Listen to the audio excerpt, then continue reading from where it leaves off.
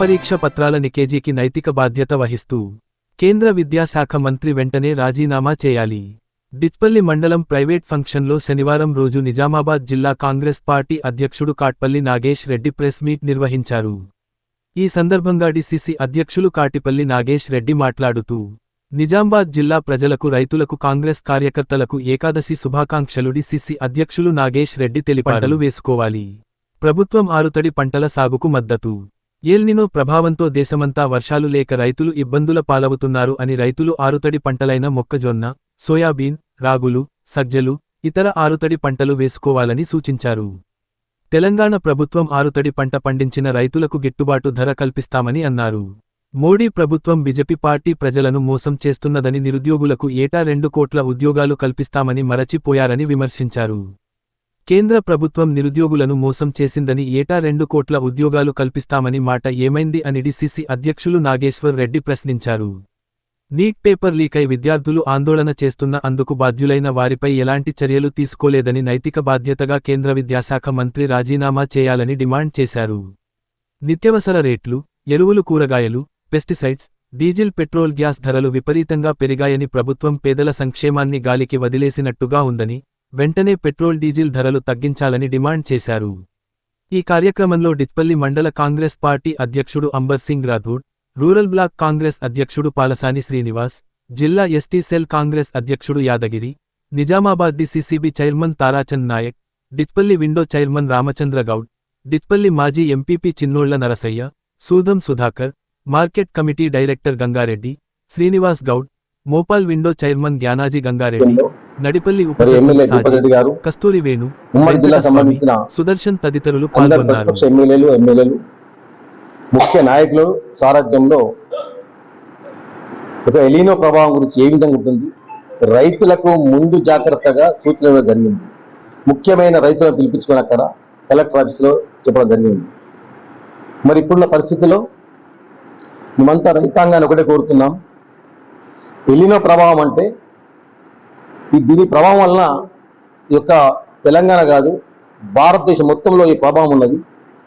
ఈ వర్షాలు అనేటి ఏ రాష్ట్రంలో కురుస్తుంది, ఏ రాష్ట్రం కురుస్తుంది అని ఎక్కడ చెప్పలేని పరిస్థితిలో ఉంది వాతావరణ శాఖ కూడా.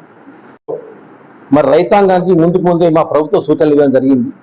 మరి దాంట్లో భాగంగా నేను మరొకసారి మా జిల్లా రైతాంగానికి కోరుకునేది ఏంటంటే, ఎలీనో ప్రభావం వలన వర్షాలు తక్కువ ఉంటాయి కాబట్టి ఉన్న వాటర్ను తక్కువ ఉపయోగించుకొని మరి ఏదైతే వరి సంబంధించిన పంటను తక్కువ వేస్తే బాగుంటుంది. నీరు తక్కువ ఉన్నప్పుడు ఇప్పుడున్న పరిస్థితిలో కమర్షియల్ క్రాప్స్ ఏదైతే ఆరుతడి పంటలు అంటే ముఖ్యంగా మొక్కజొన్న, సోయా, పత్తి, కందులు, మినుములు, పెసర్లు ఇటువంటి ధాన్యాన్ని వేసుకుంటే ఈ ఆరుతడ అక్కడక్కడ కురిసే వర్షాలకు ఆరుతడి పంట ద్వారా మనం దిగుబడి తెచ్చుకోవచ్చు. మరి ఈ విధంగా మరి దానికి కూడా అన్ని పంటలకు కూడా మద్దతు ధర ఉంది. మరి మా ప్రభుత్వం కూడా, కాంగ్రెస్ ప్రభుత్వం కూడా, పెద్దలు రేవంత్ రెడ్డి గారు కూడా ఈ మధ్య కాలంలో రైతులందరికీ కూడా 9,000 కోట్లు రైతు భరోసా కింద ఇవ్వడం జరిగింది. మొన్న నీట్ పేపర్ లీక్ అవ్వడం, ఈ విధంగా ఎన్నో కష్టపత్రాలు లీక్ అవుతూనే ఉన్నాయి.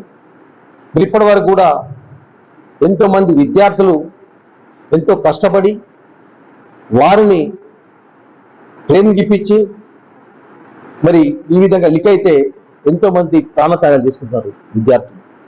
మనం ఈ కాలంలో మొన్ననే లీక్ అవ్వడం, మరి దాన్ని మళ్ళీ ఎగ్జామ్ పెట్టడము, ఎంతోమంది విద్యార్థులు కేంద్రంలో కాక్రోచి పార్టీ కొత్తగా విద్యార్థులు పెట్టుకొని దానివల్ల ఉద్యమం చేయడం జరిగింది. కేంద్రంలో ముఖ్యంగా కేంద్ర మంత్రిని బర్తరఫ్ చేయాలి, లేదంటే ఖచ్చితంగా రాజీనామా చేయాలి.